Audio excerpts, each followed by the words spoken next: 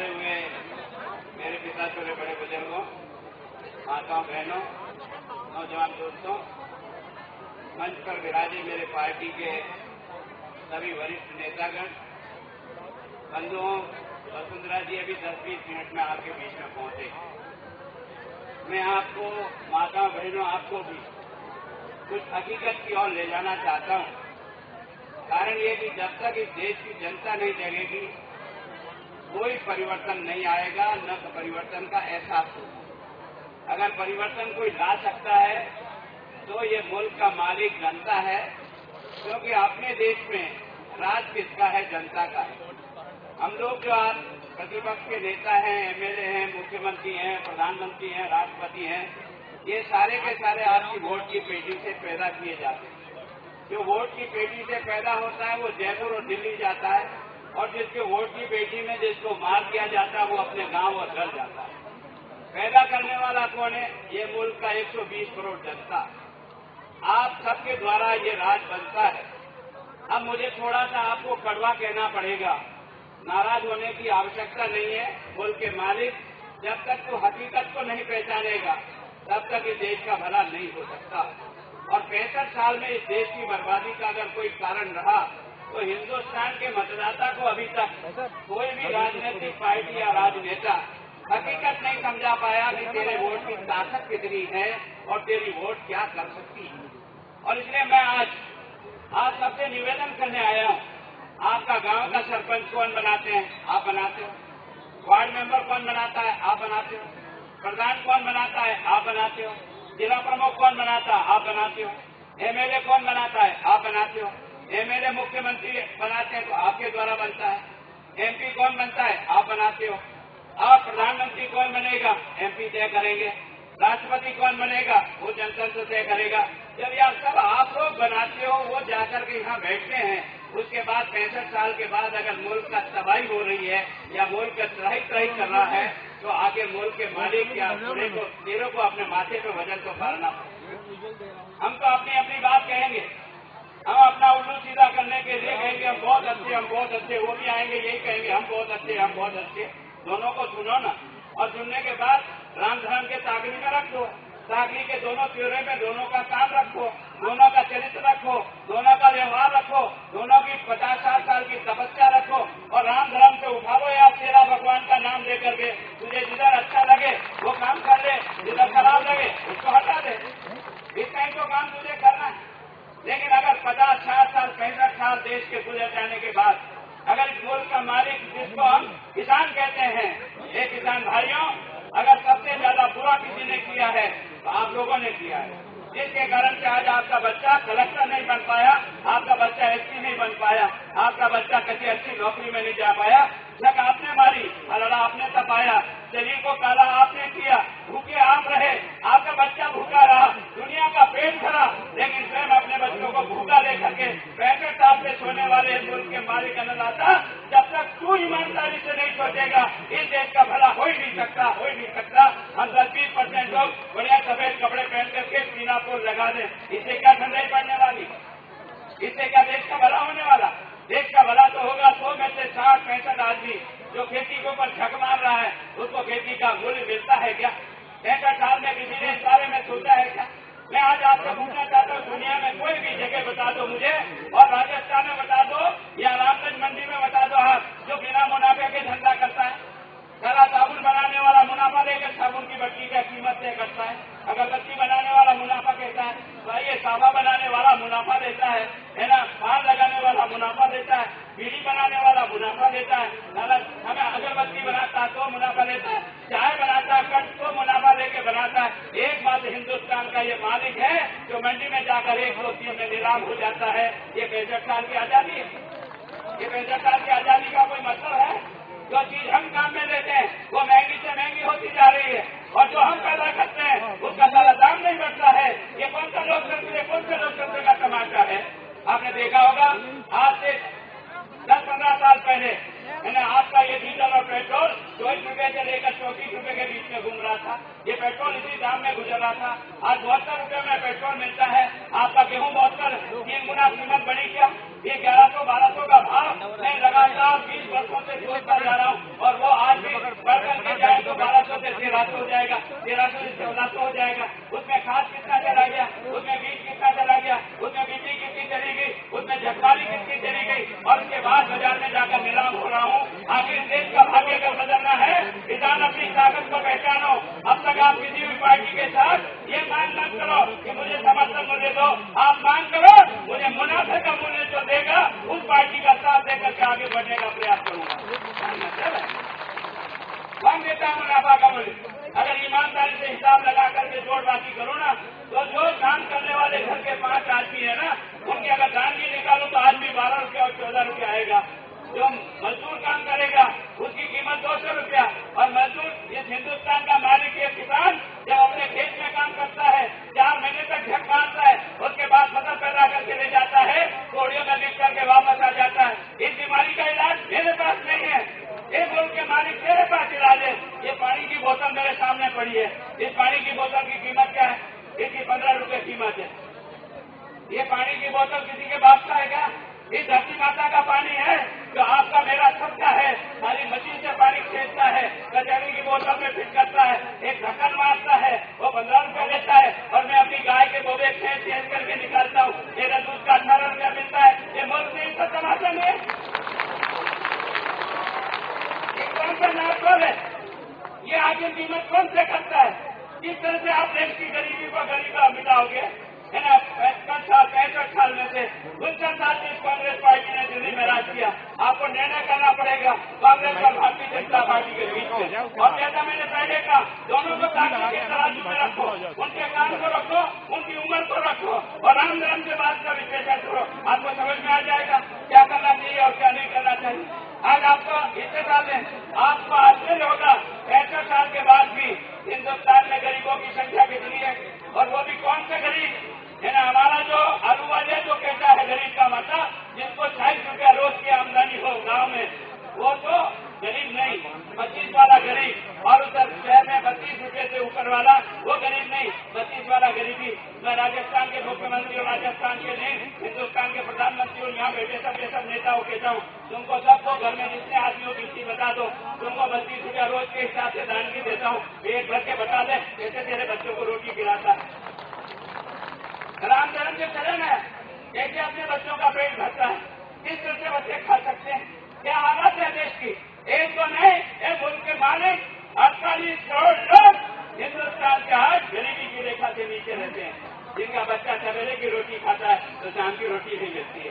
और जब वो बच्चा, उसकी माँ जानती है कि गरीबी क्या होती है, पर बच्चा नहीं जानता 3 साल का, वो मासूम बच्चा बार बार दाल में डुबकी मारता है, दाल में हाथ फेरता है और दाना पकड़ने की कोशिश करता है। अब जब दाना हाथ में लगता है ना, तो अपनी माँ से पूछता है, माँ ये कौन सी दाल बनाई, इससे दाना पकड़ने नहीं आता। तो उसकी माँ बड़ी प्यार से मुंह बोलती है, बेटा 75 रुपये किले की दाल में अपने भाग्य में ये जोड़ा ही लिखा है इस कांग्रेस के राज में। ये हालत महंगाई की सीमा है। यानी किसान पैदा करता है तब आलू और प्याज जाता है 4 रुपया और 5 रुपया किलो में, हम पैदा करते हैं तब लसन जाती कोड़ियों में, हम पैदा करते हैं तब गेहूं जाता कोड़ियों में। और हमारी चोरी की शादी में वापस गेहूं लाना हो, हमने तो 1200 में बेचा, और चोरी की शादी के लिए 1900 रुपये में वापस लेकर के आते हैं। ये क्या तमाशा है, क्या तमाशा है। इस तमाशे को नहीं समझोगे ना, तब तक अपने पैर पे कुल्हाड़ियां मार रहे हो, न तो यहाँ कोई कुछ कर सकेगा। तुझे अपने हित के बारे में स्वयं को तुझे सोचना पड़ेगा। राजस्थान में, हिंदुस्तान में 59 साल तक दिल्ली में राज कर लिया, और 48 करोड़ लोग भूखे बैठे हैं, और 9 करोड़ पढ़े लिखे नौजवान इस सरकार से पूछो कांग्रेस से, 59 साल तक तिन्हें राज किया। केवल अटल बिहारी वाजपेयी ने तो 6 साल तक ही राज किया ना, 6 साल राज किया। 59 साल तक कांग्रेस और कांग्रेस से निकले हुए लोगों ने हिंदुस्तान के प्रधानमंत्री बने ना। उस 59 साल में हिंदुस्तान को तुमने क्या निहाल कर दिया, ये तो बताओ। है ना, अटल बिहारी वाजपेयी दिल्ली में बैठकर लाल किले से एक दिन खड़ा होकर कहता है, मैं हिंदुस्तान के प्रत्येक गांव को वोट के आधार पर नहीं, जनसंख्या के आधार पर सड़क से जोड़ने का पैसा दिल्ली के खजाने से भेजूंगा। अगर कोई पहला प्रधानमंत्री है जो प्रधानमंत्री सड़क योजना बनाकर हिंदुस्तान के गांव गांव को डामर की सड़क से कोई जोड़ता है ना, उसका नाम अटल बिहारी वाजपेयी है। एक कांग्रेस के नेता तुझे दावत देता हूँ, तू एक काम तो ऐसा बता दे यार मेरी रामगंज मंडी में, जिसके कारण से तुझे मैं शाबाशी दूं। अगर पूरा पश्चिम उत्तर दक्षिण बढ़िया रोड है, अगर आपको कहीं दिखाई देती है, ये अटल बिहारी वाजपेयी की देन है या वसुंधरा की देन है? तुम्हारी सरकार की देन तो देख ली, खाड़े नहीं भरे तुमसे, खाड़े सड़क बनना तो दूर की बात, देखो तुम्हारी काबिलियत है, तुम्हारी ये काबिलियत है। और आपके पास में ये मध्य प्रदेश है, जब दिग्विजय सिंह यहाँ का मुख्यमंत्री था ना, तब यही हालत थी, खाड़े खाड़े थे, सड़क नहीं थी। लेकिन शिवराज ने आने के बाद सारा का सारा नक्शा मध्य प्रदेश का बच्चा नहीं बता, आप तो बाजू में बैठे हो, आपको दिखाई देता है कि नहीं दिखाई देता है? भारतीय जनता पार्टी और कांग्रेस में काम करने का फर्क है। हम लोग जिस निष्ठा से काम करते हैं उस तरह से नहीं करते। आज आप सब किसान भाई माता बहनों बैठे हो, मेरे को एक बात बता दो, अगर पहली बार भैरव सिंह शेखावत 77 में मुख्यमंत्री बने, तब मैं भी एमएलए बनकर उदयपुर से आया। उस समय ये जो लगान लगता था आपके यहाँ क्या कहते हो लगान को?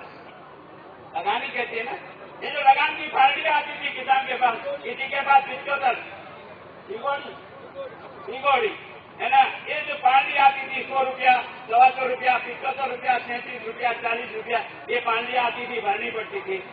भैरव सिंह जी को हमने देखा यार, ये कोड़ियां इकट्ठी करके इस गरीब के पास से एक खजाना क्या भरेगा यार? उन्होंने एक ऑर्डर निकाला कि आप किसी का भी कोई लगान नहीं लगेगा, सबका चूनामे लिख करके हमने सरकार खत्म किया। तो यार लगान माफ करें, हम करें। 10,000 तक का कर्जा लगता था, वो चूनामे लिखकर 300 करोड़ का चूना लगाया, तो हमने लगाया। आपने डामर की सड़क से जोड़ने का काम किया, हमने किया। आपने वो ले लिया तुलसी थी, आपको तो अच्छी तरह से याद है ना, हम तो जेल में थे उस समय इमरजेंसी में, और बाहर यहाँ पानी आती थी, ये गेहूं तोलो 75 किलो, ये छोड़ तोलो 50 तोलो, ये पानी ले लेकर के किसान रोटा पीता था और कहता था अधिकारी से, अरे मेरे खेत में एक डाका दिख गया तुझे कि मैंने गेहूं बोया हो तो मैं तुझे तोड़ दूंगा, जब मैंने मेरे खेत में एक डंठल नहीं बोया गेहूं का, तू मुझसे पानी किस बात की देता है? तो कहता था मैं नहीं जानता, सरकार का आदेश है, या तो गेहूं तोड़ दे नहीं तो जेल में चल।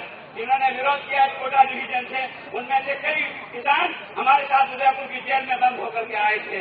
मैंने उन लोगों की पीड़ा भी सुनी, और वो इसलिए चुप रहा था क्योंकि सरकारी कांटे पर जो रेट मिलती थी गेहूं की, वो 1 रुपया 5 पैसा मिलती थी, और बाजार में जो पने की दुकान से गेहूं लाता था किसान 2 रुपये में गेहूं लाता था यहाँ किलो का, और 1 रुपया 5 पैसे में इस दुकान से खरीदता और इस कांटे पर तोड़ता, और जग मारते हुए माथे पे हाथ देकर रोक के जाता था।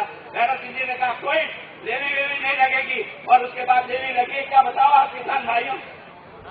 लेवी माफ करे तो भैरव सिंह शेखावत, मिनिमम चार्ज खत्म करे किसान का तो भैरव सिंह शेखावत, बच्चों को मुफ्त किताब दे तो भैरव सिंह और वसुंधरा जी सिंधिया है ना, हर गांव में मिडिल स्कूल खोले तो भैरव सिंह और वसुंधरा जी, हर गांव में 10वीं का स्कूल खोले तो वसुंधरा जी, 12वीं तक की किताबों को बच्चों को मुफ्त किताब दे तो वसुंधरा जी, अगर किसान का क्रेडिट कार्ड दे अटल बिहारी वाजपेयी, अगर आपको जो है ना फसल बीमा करे तो अटल बिहारी वाजपेयी। यार काम सब हमारे जुम्मे और वोट हथियारों के जुम्मे, ये क्या कहता है? ये क्या निर्णय है आपका? है ना, आगे जो काम करता है उसको आपको स्वीकार करना चाहिए, लेकिन दुर्भाग्य है कि हमारी देश की जनता को अभी तक अपने वोटों के बारे में जो समझ चाहिए वो नहीं। मैं राजस्थान के मुख्यमंत्री से पूछना चाहता हूँ कि आगे तेरी पार्टी और मेरी पार्टी में एकमात्र का जो सबसे बड़ा फर्क है वो ये फर्क है कि तेरी पार्टी भ्रष्ट लोगों की पार्टी है। दिल्ली से लेकर के फिर राजस्थान तक आ जाओ, गांव और गली में चले जाओ, किसी भी चौराहे पर खड़े हो जाओ, भ्रष्टाचार का सारा ये महावृक्ष ऐसा लग गया है, ये वृक्ष बन के खड़ा हो गया, देश को लूट रहे हैं। आपका और मेरा खजाना है, खजाना न तो बीजेपी का है न खजाना कांग्रेस का है। आप लोगों के दिमाग में लगता होगा कि हम जो खजाना आपको देते वापस, ये हमारा नहीं है, ये खजाना तो मुल्क के मालिक तेरा खजाना है, तेरे खजाने की चाबी हमको आप देते हो, केवल 5 साल की चाबी देते हो, बाकी बच्चा नहीं देते हो आप हमको। 5 साल का चाहे एमएलए मैं हूँ, चाहे एमएलए कोई और दूसरा बनेगा, चाहे मुख्यमंत्री आज अशोक गहलोत है, कल वसुंधरा जी बनेगी, लेकिन खजाना तो तेरा ही। हमें चाबी मिलेगी कितने साल की? 5 साल की चाबी मिलेगी। इस 5 साल की चाबी में हम आपके पैसे का ठीक से खर्चा करें, हिसाब किताब सही रखें, अंदर ही अंदर टाका नहीं मारे, चोरवाड़ा नहीं करें, लूटखोरी नहीं करें, और गरीब को पहले ध्यान रखें, गांव का विकास करें, किसान का विकास करें, गरीब के बच्चों को पढ़ाएं, अस्पताल में डॉक्टर हो, स्कूल में मास्टर हो, गांव को सड़क हो और बिजली के अंदर करंट आता हो। इसी के लिए तो करते हो, किसके लिए? ये जो बजट आपका है क्या वास्तव में इन 65 सालों में किस प्रकार से उपयोग हुआ? अगर 65 साल में उपयोग होता तो ये दशा आज क्यों होती? इस सवाल का जवाब कौन बताएगा? आपको बताना होगा। मैं राजस्थान के मुख्यमंत्री का ही चोपड़ा पूछता हूँ। आप उस चोपड़े में से जिसके पास पेन डायरी हो लिखने की कोशिश करें कि वास्तव में राजस्थान का मुख्यमंत्री जो आजकल खिराक बांटने लगा ना, ये भी फ्री मिलेगा, ये भी फ्री मिलेगा, ये तेरे काका जी का है क्या? ये तो राजस्थान की 7 करोड़ जनता का पैसा है, गिरा है क्या बांट रहा है? और ये बांटने का काम अगर यही योजना तो आज से 4 साल पहले शुरू करता, 5 साल पहले शुरू करता, इस योजना का कोई याद पाता, जमीन पर धरातल पर कुछ लगता कि वास्तव में गांव तुम विकास करना चाहते हो, तुम तो ऐसे ही बांट रहे हो बंदर बाट की तरह से। लेकिन राजस्थान का मुख्यमंत्री वास्तव में जिस प्रकार के हालात आगे खड़े किए, इसका विश्लेषण करो। मैं आपको यह नहीं कह रहा हूँ कि आप मेरे के यहाँ बता दे दो, न मैं कभी पहले कहता था न आज कभी कहता हूँ। बैठ जाइए, अभी 15 मिनट बाद आएंगी। बैठ जाइए सब लोग, कोई खड़ा नहीं रहेगा, बैठ जाइए, सब बैठ जाइए, अभी 15-20 मिनट लगेंगे आने में। बैठ जाइए, महिलाएं कृपया बैठ जाइए। हाँ गुलाब जी भाई साहब, तो मैं जो हकीकत आपको कह रहा हूँ, आप क्या करेंगे नहीं करेंगे, आप हमें देंगे नहीं देंगे, ये आपकी इच्छा पे छोड़ता हूँ। मैं कोई जबरन आपसे नहीं लेना चाहता हूँ, पर मैं ये जरूर कहता हूँ कि कम से कम आप जिस मुनीम को 5 साल की नौकरी लगा करके जयपुर और दिल्ली भेजा, जब वो मुनीम वापस आता है तो अपना चोपड़ा तो खोलो यार। इसको क्या तो अपने दिया 1,57,000 करोड़ रुपया अपने अपने टैक्स का पैसा इस मुख्यमंत्री को दिया, और 1,57,000 करोड़ देने के बाद भी अगर गांव का आदमी पीने के पानी के लिए रो रहा है तो किसको पूछा जाए? अगर सड़क पर सत्य है किसको पूछा जाए? अगर स्कूल में मास्टर नहीं है किसको पूछा जाए? अगर अस्पताल में डॉक्टर नहीं है किसको पूछा जाए? अगर करंट बिजली नहीं आती किसको पूछा जाए? यही तो काम है जिसके लिए हम राज बनाते हैं और जिसके लिए चाबी देते हैं। जिसको हमने चाबी दी वो तो गदर मस्ती में डूब गया और उसने इस बात की चिंता नहीं की। अरे बंधुओं, आप में से कईयों के बच्चे एसटीसी और बीएड किए हुए पिछले 4 साल से झक मार रहे हैं। जिसके घर में एसटीसी बीएड किया हुआ बच्चा आज बेटा होगा ना, उसकी पीड़ा को उसका बाप समझता है या लड़का समझता है? जब बीएड में भर्ती होता है ना माता बहनों, तो जिस दिन एडमिशन का कागज आता है कि बीएड में मेरे बच्चे का एडमिशन हो गया, वो जाकर के हनुमान जी को 2 रुपए का प्रसाद चढ़ाता है, मेरे बच्चे का बीएड में एडमिशन हो गया, बीएड में एडमिशन हो गया। और 40,000 रुपया जमा कराने के लिए बापने ने 2 बीघा का खेत था ना, वो भी गिरवे रख दिया। ये सोचा कि यार कल मेरा बच्चा बीएड होकर मास्टर हो जाएगा, इसको तनख्वाह मिलेगी, वापस मैं उतार दूंगा। आज ये बच्चा 4-4.5 साल से झक मार रहा है। भर्ती हुई क्या? मास्टरों की 2009-10 0, 10-11 0, 11-12 0, और अभी 12-13 में 34,000 मास्टर भर्ती किए। पोस्टें कितनी खाली है? आप तो सुनकर हैरानियत होगी, 1,14,000 मास्टर के पद आज राजस्थान में स्कूल में खाली पड़ा है। न पढ़ाने वाला मास्टर नहीं, न हिंदी पढ़ाने वाला, न अंग्रेजी पढ़ाने वाला, न किसी सब्जेक्ट का मास्टर है। और बच्चा रो रहा मास्टर रो रहा नौकरी बिना। और आप और हम दुखी है कि मेरे बच्चे को बीएड करा के क्या झकमारी है। और उसके कारण से माँ बाप जब शाम को बच्चा आता है घूम सहार करके कहता है नाना कभी नौकरी करे ना, हे नाना कभी नौकरी करे ना, मेरा खेत गिरवे हो गया बेटा, वो बाबड़ा दुखी होता है, या तो ट्रेन के आगे कूद के मरता है या जहर खाता। इस सरकार के पास पद खाली है लेकिन भर्ती नहीं होती, क्यों नहीं होती? इस सवाल का जवाब चाहता हूँ मैं तुमसे। आखिर तुम्हारे स्कूल खाली पड़े फिर मास्टर लगता क्यों नहीं है? अरे मेरे एक प्रश्न के जवाब में इसी विधानसभा में मैंने पूछा, तुमने 4.5 साल में कितने लोगों को सरकारी नौकरी दी? और एक आंकड़ा है, एक आंकड़ा, वो सारा मिला करके 54,000 सब डिपार्टमेंट में नौकरी मिली इस सरकार ने। कितनी? 54,000। मैंने पूछा रिटायरमेंट के कितने पोस्टें खाली हुई? हर साल रिटायरमेंट 10-11,000 लोग हर साल रिटायर हो जाते हैं 60 लाख में से। मैंने कहा कितनी खाली हुई? उन्होंने कहा 48,000। मैंने कहा 48,000 तो खाली पद हो गए और 54,000 तेरे भर्ती किए, तो भर्ती तो तेरे 6,000 ही किए ना। 6,000 लोगों को नौकरी देकर तो राजस्थान की नौजवान पीढ़ी को बर्बाद करना चाहता है। पोस्टें कितनी खाली है? पोस्टें खाली है 4,05,000 पद आज की तारीख में खाली है। पटवारी की जगह पटवारी नहीं, डॉक्टर की जगह डॉक्टर नहीं, कंपाउंडर की जगह कंपाउंडर नहीं, तहसीलदार नहीं, कोई नौकरी वाला नहीं। इधर बच्चा रो रहा है नौकरी को और जब सरकार सारा पैसा बचाने पर लगी है। और अब ये जो पैसा बचाना आपको सुन के ताज्जुब होगा, इस साल का बजट कितना है? 40,500 करोड़। अगर इसको सब एमएलए में बराबर बांटू, एक एमएलए को 200 करोड़ पांची आता है। आपके एमएलए को अगर ये 200 करोड़ राम नाम से अगर एक ही साल कोई आपके इस क्षेत्र में खर्च कर दे, एक समस्या आपकी नहीं रह सकती, इसकी गारंटी देके जाता हूँ। और मैं आपको गारंटी दे रहा हूँ, मैं इस बात की गारंटी दे रहा हूँ आपको कि आपकी बात जब वसुंधरा जी मुख्यमंत्री बनेगी उसके बाद 5 साल बाद अगर जिंदा रहा तो आपको बताऊंगा, एक कागज कोई गांव वाला नहीं दे सकता है कि मेरी ये समस्या बाकी रह गई, जिसको मुझे पूरा करना। सरकार की हालत बेहद, सरकार कहती है बिजली नहीं है, मैं बिजली देता हूँ। क्या बिजली देता है? जब तेरे को चुनाव लड़ना होता ना तब तो कहता है 5 साल तक बिजली का बिल नहीं बढ़ाऊंगा, बिजली उसी रेट में दूंगा। अब राम धर्म से आप सब लोग बैठे हो, अपने अपने घर का बिजली का बिल आता है, अपने कुएं का बिजली का बिल आता है, दोनों देखो। एक 2008 का नवंबर का बिल उठाओ और एक नवंबर 2000 ये जो 12 का बिल उठाओ और एक आंख से दोनों को देखो राम धर्म से, आपको लगता है दोगुना बिजली का बिल बढ़ गया। जो रास्तों से पैसे बढ़ा दिए, कहां से कहां पैसा ठोक दिया और उसके कारण से बिजली का बिल बढ़ गया। मैंने बिजली जो 8 घंटे आती थी किसान को, वो 3 और 4 घंटे आती है और वो भी रात की ठंड में आती है। जब सारे के सारे नेता ठहरा पड़े वो हीटर चला करके घर में जाके सो जाते हैं, तब मेरा ही अन्नदाता अपने खालदा को वहां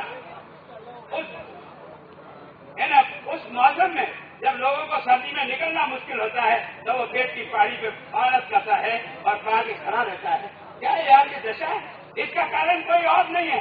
इसका पाप अगर कोई है तो माता बहनों तुम्हारा पाप है, क्योंकि तुम जब वोट डालते हो तब अपने अकल का काम नहीं करते हो। माता बहनें, मैं भी एक बच्ची का बाप हूँ। मैं जब अपनी बच्ची का संबंध करने गया था और जब लड़का देख के लौट के आया तो मेरे सब बच्ची, मेरी माताएं सब इकट्ठी हुई कि बेटा बता छोरा क्या करता है, नौकरी करता है कि नहीं करता, दुकान करता है क्या, कहाँ तक पढ़ा हुआ है, एक पूरा है कि नहीं है, ये होगा कि नहीं होगा।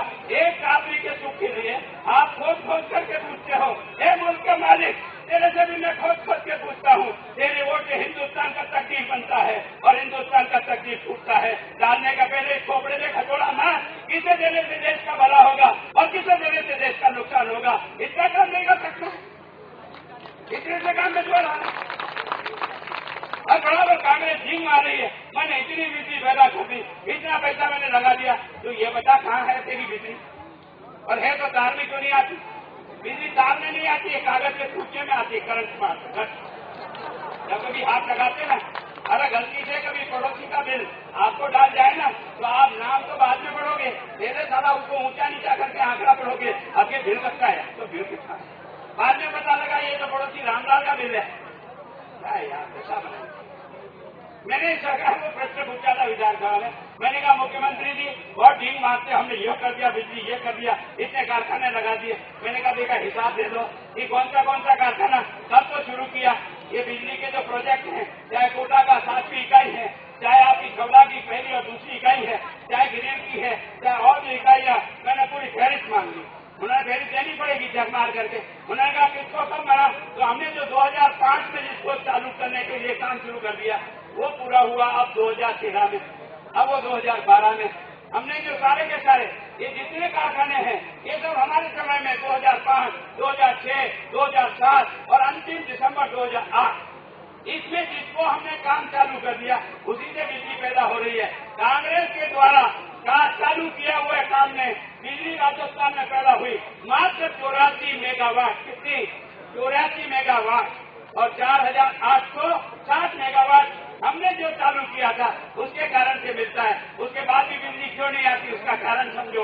उसका कारण यह है कि कोयला समय पे नहीं आता है, क्योंकि इस कारखाने हैं सारे राजस्थान में, उसमें से आधे 22 कारखाने खराब पड़ रहते हैं। कभी ये खराब हो जाता है, कभी ये खराब हो जाता है, इसलिए बिजली तार में नहीं आती। न तुम बिजली दे सकते हो और तुम आजकल एक नया नाटक कर रहे हो कि हम फ्री दवाई दे रहे हैं, हम फ्री जांच करेंगे। बहुत अच्छी बात है, मैंने विधानसभा में भी तारीफ की कि अगर गरीब के आदमी बच्चे को अगर फ्री दवाई मिल जाए उसको संतोष का मामला लगता है, क्योंकि जेब में पैसा नहीं होता है। ऐसे समय में अगर कोई 4 गोली भी दे देता है उसका बड़प्पन मानते हैं। लेकिन मैंने राजस्थान के मुख्यमंत्री को पूछा कि ये गोली तो बांटना बहुत अच्छी बात है, पर मुझे यह बता दें तेरे यहाँ डॉक्टरों के पद कितने खाली? आपको आश्चर्य होगा, ये जो मेडिकल कॉलेज आपका जो कोटा का है ना, कोटा का मेडिकल कॉलेज जिसमें 246 पोस्ट के स्पीकर थे, आज की तारीख में भरी हुई कितनी? 127। खाली कितनी है? 119। जहाँ 119 डॉक्टर नहीं हो वहाँ मेडिकल कॉलेज का बच्चा first year second year third year fourth year करके डॉक्टर बन के आ रहा है। बिना मास्टर के पढ़ा हुआ डॉक्टर आएगा, वो तेरे को मारेगा कि जिंदा रखेगा, मुझे बता। क्या है, क्या हो रहा है ये देश में? पैसा तुम्हारे पास है पर तुम्हारी अकल काम नहीं करती, तुम काम करना नहीं चाहते। आपको आश्चर्य होगा, ये जो जेएस कहते हैं ना, जो छोटा डॉक्टर होता है जेएस, इसके राजस्थान में 2500 पद खाली है, 2500 पद कुल है, उसमें से खाली कितने हैं? 1000 पद खाली हैं। आधे से आधे पद जहाँ डॉक्टर नहीं है ना। आपने देखा होगा 5000 डॉक्टरों की पोस्ट है, 1200 पद खाली पड़े, 30% डॉक्टर नहीं, 9000 नर्स नहीं है, और अब कहता मुफ्त दवाई देता हूँ। अरे मेरे काका जी, पहले तो पर्ची लिखने वाला भेजते यार, फिर तेरी मुफ्त दवाई लूंगा। पर्ची लिखने वाला नहीं, दवाई कौन देगा? और जब दवाई आपको रामगंज मंडी में नहीं मिलेगी तो आपको कोटा जाना पड़ेगा ना, और कोटा जाओगे तो आने जाने का खर्चा कितना लगा? आपको 100 रुपया टिकट का लग गया, दिन भर की मजदूरी गई, 200-300 रुपये का घाटा भुगता, और 18 रुपये की दवाई 3 दिन की देकर कहा जाओ जाओ चाहते हैं इसको तेरी 18 रुपये की दवाई का। क्या करना चाहता? मतलब कैसे जनता को ऐसा सोच रहा है जैसे कोई शराब बांट रहा है। और आजकल एक नया नाम है ना, हमारे यहाँ शहरों में है ना, हाउसिंग स्कीम के तहत 5,000 मकान देने की घोषणा 1.5 साल पहले की। आप सब लोगों को अपने अपने शहर को टटोल लेना, 5,000 शहरों में मकान गरीब को देंगे। मैं आज मुख्यमंत्री को आपकी रामगंज मंडी की स्टेज से चुनौती देता हूँ, मैंने राजस्थान में किसी भी नगर में एक मकान बनाकर किसी को दे दिया तो उसका नाम बता। एक आदमी को भी तेरे मकान दे दिया हो, उस आदमी का नाम बता दे, मैं मान लूंगा कि तूने वास्तव में मकान बना के दिया। केवल जुलूना पकड़ा रहा है, लोगों को ठगने का धंधा कर रहा है, और अब कह रहा है मैं 10 लाख मकान गरीबों को बना के दूंगा। कितना? 10 लाख गरीबों को ये मकान मिलेंगे, ये बनेंगे नहीं। और पैसा कितना दे रहा है? 50,000 रुपये दूंगा मकान बनाना, और भी वो पक्का बनाना, कच्चा नहीं। कच्चा बनाना तो फिर भी खेल उठा दूंगा, पर पक्का मकान बनाना। मैं अब राजस्थान के मुख्यमंत्री को गुलाब चंद कटारिया की तनख्वाह से एक 50,000 का चेक तुझे देते अशोक गहलोत, और मेरे सामने 10 बाई 10 का मकान पक्का बना करके तू मुझे दिखा दे, मैं मान लूंगा कि तू वास्तव में गरीब की मदद करना चाहता। एक बेहतरीन बाथरूम नहीं बन सकती, जिसके पास पैसा होता तो पहले ही मकान बना लेता, फिर एक छप्पर के नीचे भगवान के भरोसे क्यों रहता? ये रहने की जरूरत क्या थी? और आज महंगाई ने जो आपका और हमारा दम तोड़ा ना, हमें लगता है कि हम चकरी आ जाती है। बहन, तुम्हें कभी जब तुम चाय लाते थे अटल जी के टाइम पर, तभी और चाय की पत्ती आती थी आपको 80 रुपया किलो, आज चाय आती 300 रुपया किलो। जो शक्कर हमारे टाइम पे 16 रुपया किलो मिलती थी, आज आपको 3840 रुपया किलो मिलती है ना। जो आपने देखा सीमेंट का कट्टा 125 रुपये में आता था, आज वो 300 रुपये में आता है। माताएं बहनों, अपनी गरीब की बच्ची को सोना तो कर नहीं देते हैं, पर चांदी देते हैं। हमारी चांदी आती थी 12,000 18,000 में किलो में, आज आती 60 और 62,000 रुपये किलो में। क्या अपन अपनी बच्ची की शादी कर सकते हैं? क्या अपन नमक मिर्ची ला सकते हैं? और हमें सरकार मूर्ख बनाते चली जा रही है और हम बनते चले जा रहे हैं। अगर जब तक मैं आपको कह रहा हूँ, ये दोष न बीजेपी का है न कांग्रेस का है, ये मॉल के मालिक, ये तेरा दोष है। जब तक तू नहीं सुधरेगा तब तक ये देश कभी नहीं सुधर सकता।